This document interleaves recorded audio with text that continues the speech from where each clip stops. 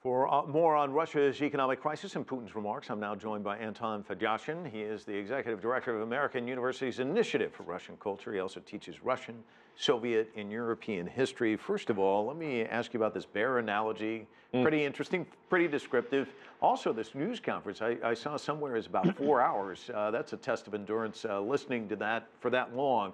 But talk to me about his analogy there. I mean, it seems as though he's digging his heels in some respects. Well, absolutely, and he's had his heels dug in for a while, and the bear analogy, of course, sort of appeals to the symbolic representation of Russia and to its people. As far as the length of the conference goes, you know, this is not a record. The record was over 5 hours, which was last year, so this was a short installment. So we're going for brief now.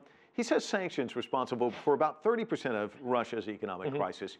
How much are external factors really impacting Russia, and how much is Russia just not diversifying its economy enough? Well, it helps to distinguish between the causes of the current crisis and the factors that will impact its depth and its longevity. The causes, as every economist that I've read over the past 48 hours agrees, really are the declining oil prices and the sanctions. So Putin is absolutely right there. But he also added that Russia's failure to diversify its economy, especially away from oil and gas, is what is also responsible for its dependence on oil prices and gas prices and commodities prices. And he's absolutely right about that. A lot of economists in Russia and a lot of politicians, including Putin himself, see a silver lining in the sanctions and the current crisis because it will force Russia to finally invest in its own economy. So far, for the past 20 years,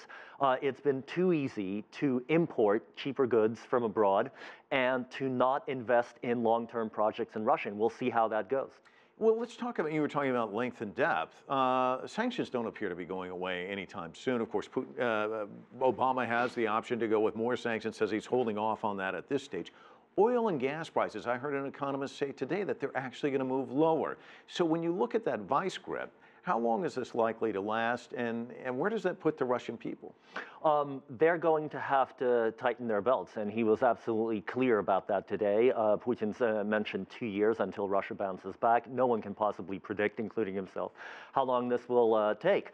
But the weird thing about the sanctions and the irony of the situation is that the worse Russia does financially, and it's very far from any defaults, it's actually its basic economic figures are actually fairly sound, but the worse it does financially, the more the Europeans will be under pressure to lift their sanctions. Because if Russia, God forbid, should start defaulting on its loans, most of those loans actually belong to European banks. And so if Europe doesn't want to be pushed over into a massive recession, they haven't really exited the previous one, they're going to have to start dealing with the Russians. And the country that will suffer most from any sort of Russian financial collapse will be Ukraine, because without Russia, the Ukrainian situation will never be solved economically. He did talk about Ukraine today. He wants political measures, he said, not pressure economic blockade or the use of armed forces. What are we to deduce from his comments on that? This is nothing different from what the Russians have been saying for months now. Had the Russians really wanted to break off the southeastern part of Ukraine, they would have invaded it a long time ago, the way they did the Crimea. They would have recognized their declaration of independence, which they haven't from Ukraine. They would have recognized the elections that were held there, which the Russians have not done. They've respected the will of the people, but they haven't recognized the elections. They are waiting to see what happens. So Putin's commitment to an integral Ukraine, but with greater autonomy or a federal status in the southeast, is nothing new to what the Russians have been saying for over half a year now. There's been two words I've heard a lot in Washington the last 2 days: failed policy, and people pointing to Cuba. This economic squeeze, how it didn't affect change at the top. It hurt the regular rank and file Cubans. This seems to be the strategy that the U.S. has employed a lot. Sanctions, in this case, from Russia, Iran.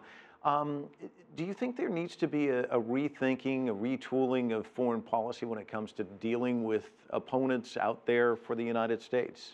Most probably, and I think that will come inevitably in relation to too much writing on Russia remaining economically and financially healthy.